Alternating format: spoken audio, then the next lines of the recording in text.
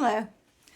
I just came across one of my little notes for devotional, and so I wanted to share this one. I felt like this was particularly an interesting take. Someone was talking about the faithfulness of God, which I did a devotional just a couple of days ago about the faithfulness of God being a security for us to be able to be more of the kindness and all the things we're supposed to be around us. But something that also came to me was that, the Lord wants us to follow the example of Christ, and Christ was faithful. We need to be faithful. Faithful to what? Sometimes we ask because it gets confusing for us trying to sort through what we believe is sensible, what we hear other Christian leaders and what we understand from Scripture and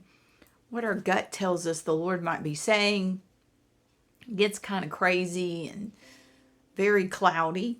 And so this is something that I found particularly encouraging for how to deal with, a mindset to have in dealing with things that get just really, really overwhelming.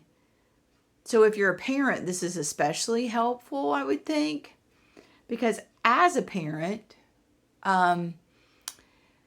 we tend to want to shape our children in what we believe is going to be their best interest.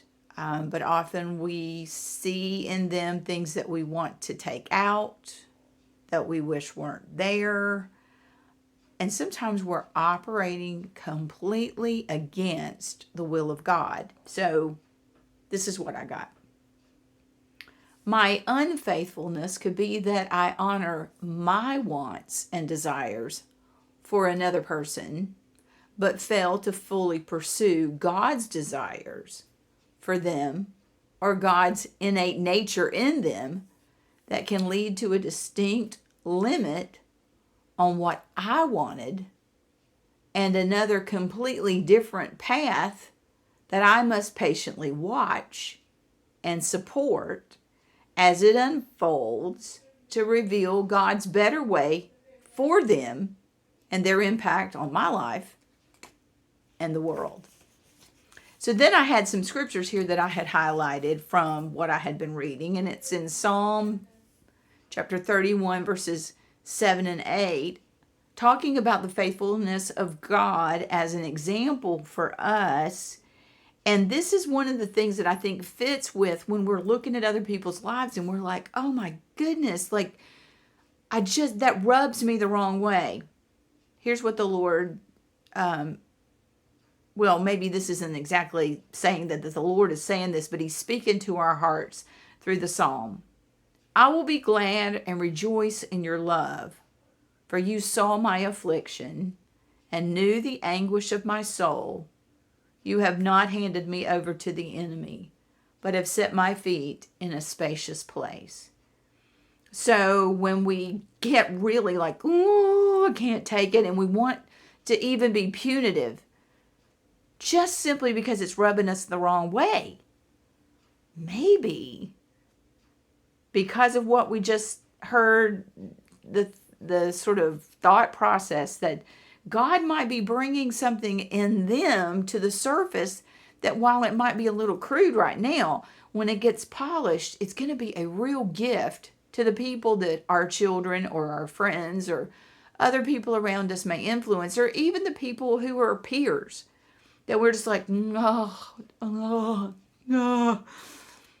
And God patiently works with us, and he did not hand him over to the enemy, but set his feet in a spacious place and gave him room to grow.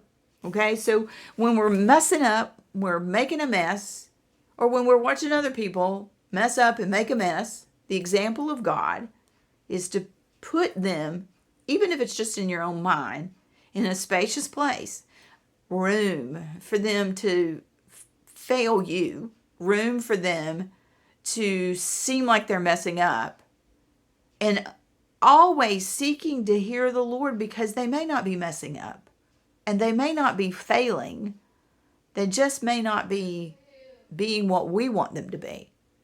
And that might be a good thing. So I hope you're encouraged and blessed. If you're watching this on either of the platforms, it really helps if you like or if you subscribe in YouTube, if you're on Facebook, that you like it, and comment even. I'd appreciate it if you share it. If I make it public, you're able to share it on Facebook. If you're on YouTube, send it in an email. But I really want to be able to get the messages that the Lord is sharing with me to more people, because I know that He doesn't give it to me for me to hold to myself. So I want it to really get out and be a blessing. So you be blessed. Bye-bye.